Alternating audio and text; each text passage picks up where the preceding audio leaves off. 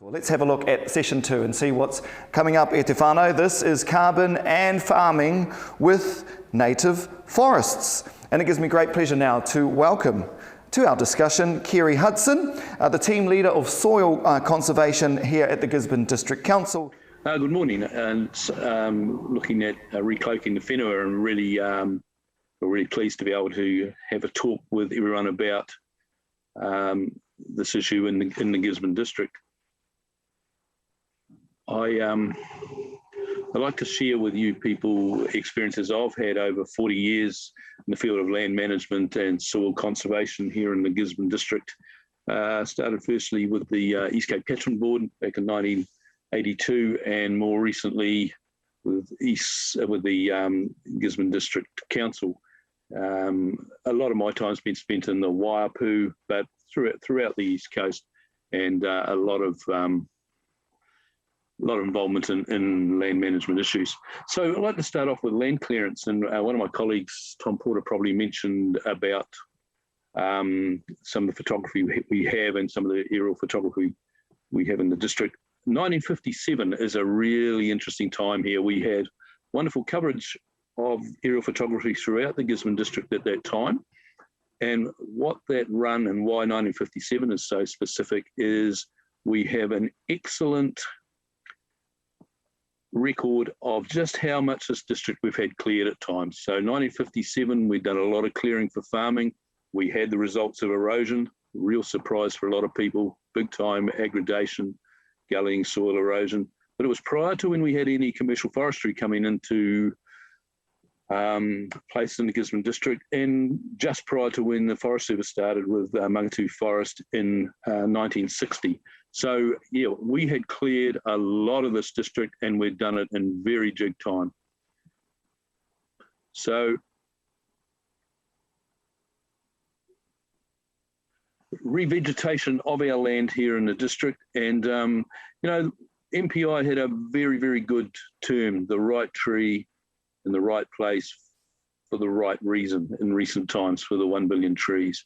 And as you can see from the picture I've got here, a lot of forestry on some quite good country on the tops of all this, and then some land in the middle, which not such wonderful country, and still with its series of issues. So the critical area here remains vulnerable, and that's something that has not been addressed over time. So we've got an area that could be harvested in time, and we have this vulnerable area in the middle. Some of it is untreatable, some of that very steep stuff with no topsoil, we can do nothing about that. What is required on the more vulnerable land is some form of permanent vegetation cover, particularly in and around the gullies. And the opportunity to do that, and the best opportunity to revegetate those areas, is in mid-rotation. So that's when we've got some control over runoff with the forestation that's occurred on the top end, and the flows down those creeks are likely to be quite a bit less. We're missing that opportunity up until now, but there are mechanisms in place where we can improve that into the future. We need to match our vegetation cover to our land use. And this scene here shows in the background very steep sandstone slopes, low fertility, and with a very good cover of Manuka Kanuka. Not a lot of erosion, not a lot of sediment comes off that. That's sandstone. In the foreground, completely different scenario, easier country, quite a bit more erosion prone. We do generate sediment off there, it's more mudstones. But we've strategically planted those areas, and this is where we look at revegetating our district. That's been strategically planted in areas that need trees, and where we can have pasture that's highly productive, we have also achieved that there. But this in the foreground is erosion prone land, and that is a really good way of dealing with it.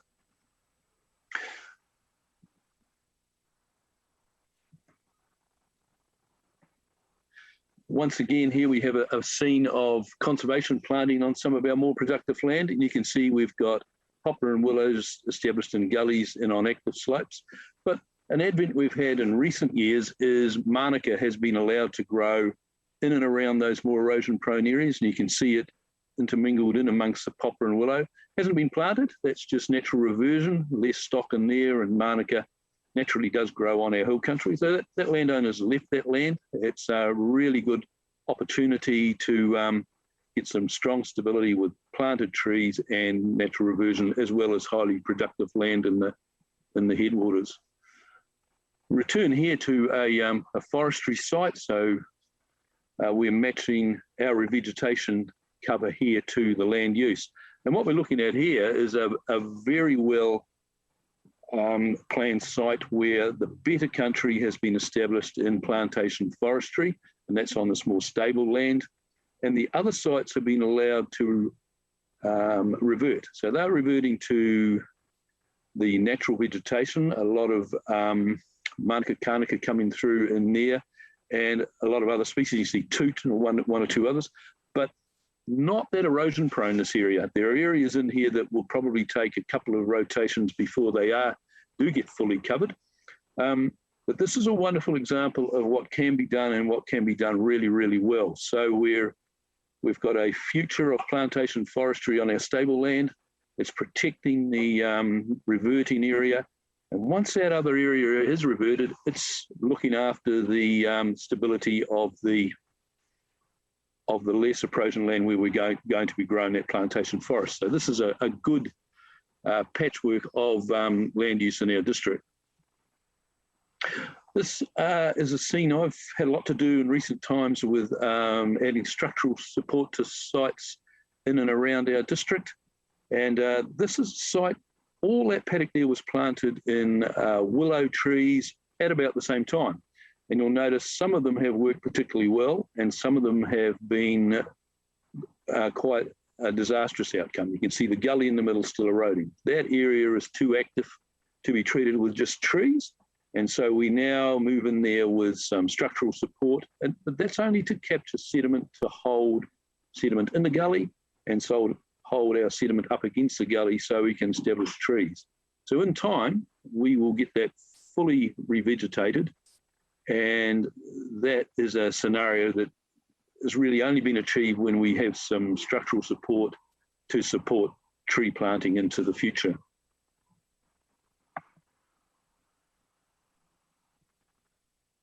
So we have some really interesting tools available to us, some of them quite recent. So National Environmental Standard Plantation Forestry came in 2018. We've had some really interesting wins with regard to afforestation, where areas that shouldn't be in plantation forest are allowed to revert or have long-term permanent species established.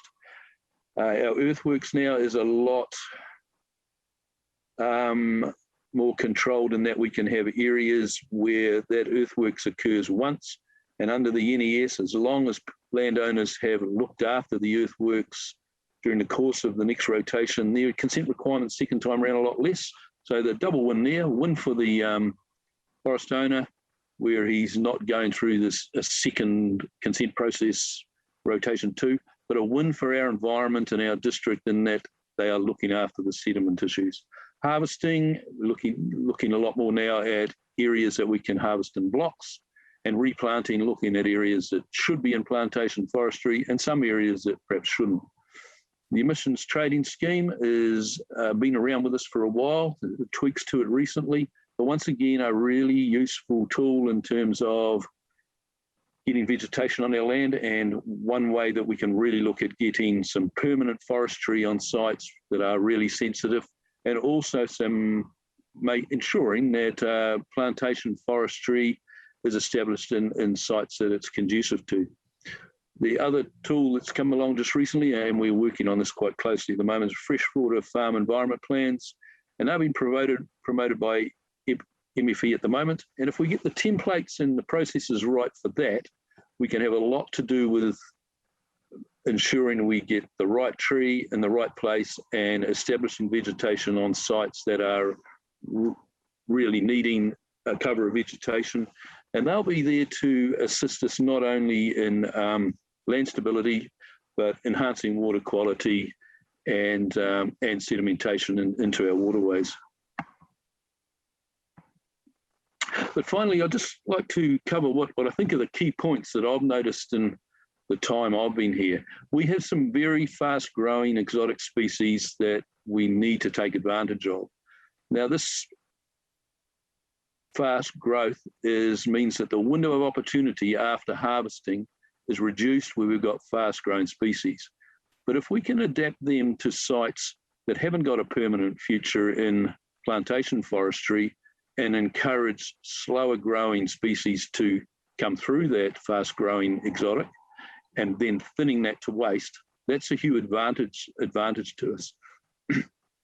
So we're looking at thinning based on encouraging permanent species to come through as opposed to a plantation forest. So that has some really interesting long-term effects, really in its infancy, but really, really important that we follow that and try and make the most of the fast-growing species, but allow some permanent species to be grown through that over time to everyone's advantage. We also need to look closely at gully planting and that mid-rotation. So one of those photos earlier on, we need to get permanent vegetation and protected species, then have that protection over areas that will be harvested around it. We're perhaps not achieving that to the extent we should be at the moment, and it's a very much an issue we need to face into the future. And finally, we need to make the most of these new tools we have with us, the National Environmental Standard Plantation Forestry, the freshwater farm environment plans that are with us now, and the ETS. We need to make the most of those issues, and they are there to help us in challenges in terms of revegetating our district and ensuring we get some long-term and sustainable environmental benefits from them. So really nice to have spoken today, and thanks for watching this. Thank you. Hudson there, ladies and gentlemen, boys and girls, the team leader of soil conservation at the Gisborne District Council.